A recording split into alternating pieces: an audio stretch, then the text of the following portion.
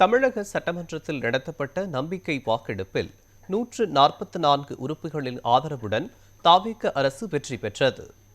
தமிழக சட்டமன்றத்தில் தாவேக அரசு மீதான நம்பிக்கை கோரும் தீர்மானத்தை முதலமைச்சர் விஜய் முன்மொழிந்தார். அதன் மீது பல்வேறு கட்சிகளின் உறுப்பினர்கள் பங்கேற்று தங்களது கருத்துக்களை தெரிவித்தனர்.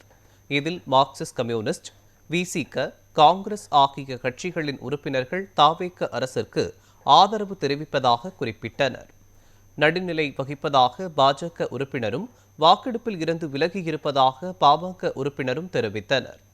அதிமுகவின் சி.வி. சண்முகம் பிரிவினர் தாவேக அரசிற்கு ஆதரவும், எடப்பாடி பழனிசாமி ஆதரவு எம்எல்ஏக்கள் தாவேக அரசிற்கு எதிர்ப்பும் தெரிவித்தனர். வாக்கெடுப்பில் கலந்து கொள்ளாமல் திமுக உறுப்பினர்கள் வெளிநடப்பில் ஈடுபட்டனர். உறுப்பினர்கள் பங்கேற்று பேசிய பிறகு சட்டமன்றத்தில் நம்பிக்கை கோரும் தீர்மானத்தின் மீது பிரிவு வாரியாக எண்ணி கணிக்கும் முறையில் வாக்கெடுப்பு நடைபெற்றது.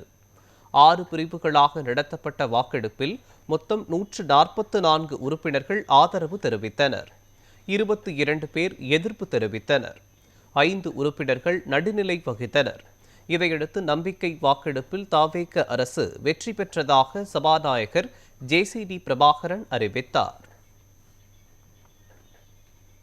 திரு சி. ஜோசப் விஜய் அவர்களை முதலமைச்சராக கொண்ட அமைச்சரவை மீது இப்பேரவை தனது நம்பிக்கையை தெரிவிக்கிறது என்னும் தீர்மானம் பேரவையின் முடிவுக்கு விடப்பட்டு வாக்குகள் பின்வருமாறு எண்ணி கணிக்கப்பட்டன. தீர்மானத்தை ஆதரித்தோர் 144,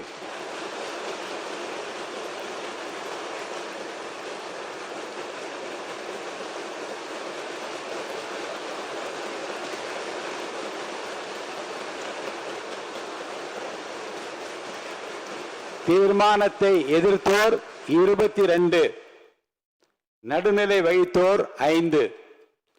தீர்மானத்தை ஆதரித்தோர் அதிகமாக இருப்பதால் மாண்புமிகு முதலமைச்சர் அவர்களின் தீர்மானம் நிறைவேறியது, வெற்றி பெற்றது. மாண்புமிகு முதலமைச்சர் அவர்களின் தீர்மானம் வெற்றி பெற்றது என பேரவைக்கு அறிவிக்கிறேன். அமருங்க. இந்த மகிழ்ச்சியான தருணத்தில் பேரவை தலைவர் என்கின்ற முறையில் என்னுடைய நல்வாழ்த்துக்களை மாண்புமிகு முதலமைச்சரின் அமைச்சரவைக்கும் அமைச்சருக்கு நான் தெரிவிக்க கடமைப்பட்டிருக்கிறேன்.